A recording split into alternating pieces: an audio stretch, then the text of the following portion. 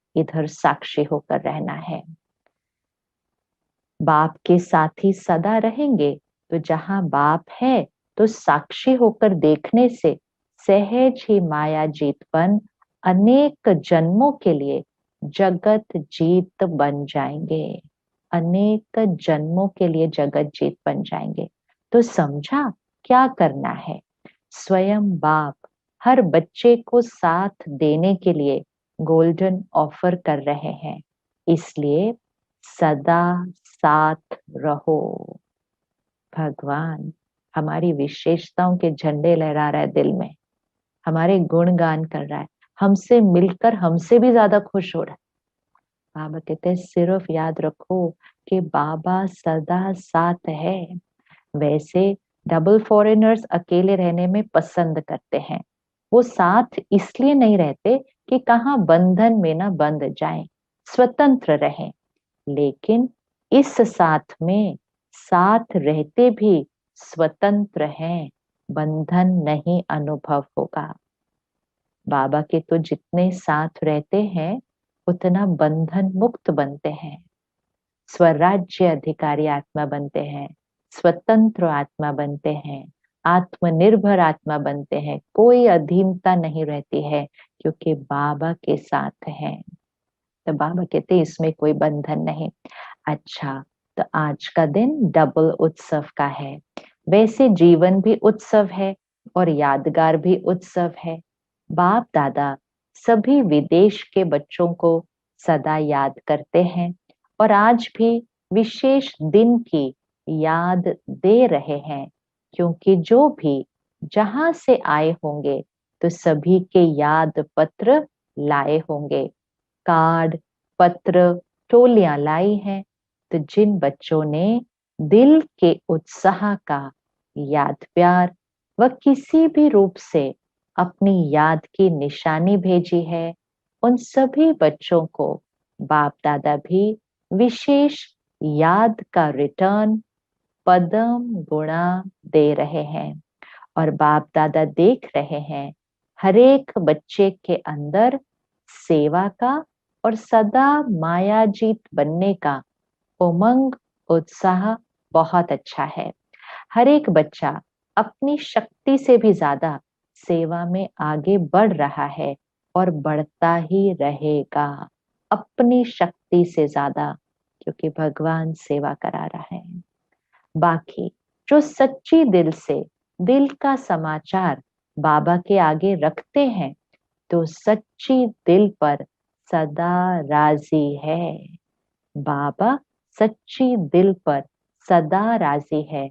इसलिए दिल के समाचार में जो भी कोई छोटी छोटी बातें आती भी हैं तो वो बाप की विशेष याद के वरदान से समाप्त हो ही जाएंगे। तो हम बाबा को अपनी छोटी छोटी बातें बताते हैं कि बाबा ऐसा हो रहा है, आजकल ये चल रहा है। बाबा कहते हैं सच्ची दिल से बाबा को हर चीज सुनाते हो। सच्ची दिल पर बाप सदा राजी है। इसलिए जब समाचार में छोटी छोटी बातें आती हैं तो जैसे हमने बाबा को सुना दी सच्ची दिल से, तो बाबा कहते बाबा की विशेष याद के वरदान से वो बात समाप्त हो जाएगी। बाप का राजी होना अर्थात सहज बाप की मदद से माया जीत बनना। बाप का राजी होना अर्थात हमारी दिल साफ होनी चाहिए, कोई गफलत नहीं होनी चाहिए, कोई मैनिपुलेशन, कोई मिक्सचैरिटी, कोई अडल्ट्रेशन, कुछ भी नहीं, हर थॉट में सफाई। तो बाप का राजी होना अर्थात सहज बाप की मदद से माया जीत बनना।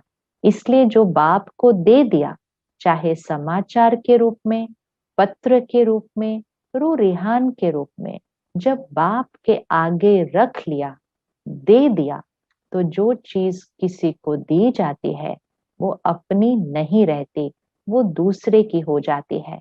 अगर कमजोरी का संकल्प भी बाप के आगे रख दिया तो वो कमजोरी आपकी नहीं रही। अंडरलाइन, अगर कमजोरी का संकल्प भी बाप के आगे रख दिया तो वो कमजोरी आपकी नहीं रही, आपने दे दी, उससे मुक्त हो गए। इसलिए ये यही याद रखना कि मैंने बाप के आगे रख ली, अर्थात दे दी। अंडरलाइन है, आज भगवान का वरदान है, मैंने बाबा के आगे वो बात रख दी, मैंने अपनी कमजोरी बाबा के आगे रख दी, तो बाबा को दे दी और बाबा ने ले ली। बाबा ने कहा अब चीज उसकी हो जाती है जिसको दे दी। बाकी विदेश में उमंग उत्साह की लहर अच्छी चल रही है। बाप दादा बच्चों को निर्विघ्न बनने के उमंग और सेवा में बाप को प्रत्यक्ष करने के उमंग को देख हर्षित होते हैं।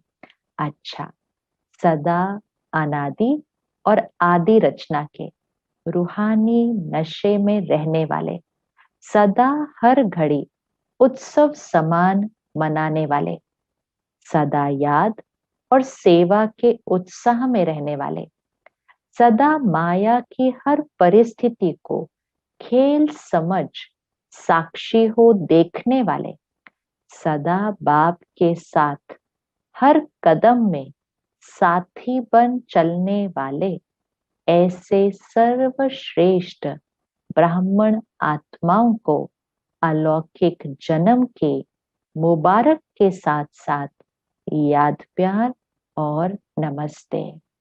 अब सभी अति स्नेही दिल तख्त नशीन बच्चों को पावन शिव जयंती के पदम गुणा याद प्यार और मुबारक। हम सभी बच्चों की बाबा को दिल से याद प्यार, गुड मॉर्निंग, नमस्ते, मुबारक और शुक्रिया।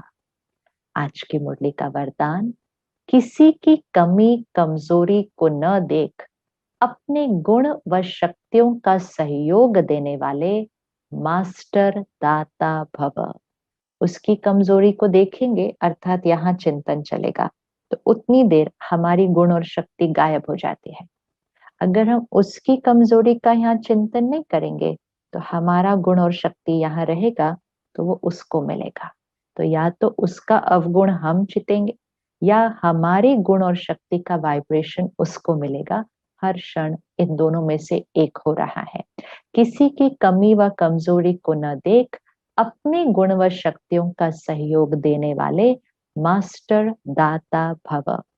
मास्टर दाता वो है जो सदा इसी रूहानी भावना में रहते हैं कि सर्व रूहें हमारे समान वर्षे के अधिकारी बन जाए। किसी की भी कमी कमजोरी को न देख वह अपने धारण किए हुए गुणों को शक्तियों का सहयोग देते हैं। सामने वाला कोई भी हो, कैसा भी हो, कोई भी कमजोरी है, बाबा ने कहा आपने नहीं देखना, आपने अपने गुण और शक्ति का सहयोग देना है। सहयोग कैसे देना है? उस स्थिति में रहकर, ये ऐसा ही है, इस भावना की बजाय मैं इसको भी बाप समान बनाऊं, ये शुभ भावना हो। साथ साथ यही श्रेष्ठ कामना हो कि ये सर्व आत्माएं कंगाल, दुखी, अशांत से सदा शांत सुख रूप माला माल बन जाएं, तब कहेंगे मास्टर दाता। आज का स्लोगन, मनसा वाचा कर्मणा सेवा करने वाले ही निरंतर सेवाधारी हैं। उनके हर श्वास में सेवा समाई हुई है। मनसा वाचा कर्मणा, सेवा करने वाले ही हर श्वास में सेवा कर रहे हैं। स्थिति से मनसा वाचा कर्मणा, सत्युग बनाने की सेवा चल रही है। चाहे हम कहीं भी हैं, किसी भी स्थान पर हैं, किसी के भी साथ हैं, हम मनसा वाचा कर्मणा सत्युग बनाने की सेवा कर रहे हैं। अर्थात बाप समान उसके साथ दुनिया के वाइब्रेशन से साक्षी सत्युगी संस्कार बनाए हुए हैं, तो हम हर क्षण सेवा में समाये हुए हैं। अच्छा, ओम शांति।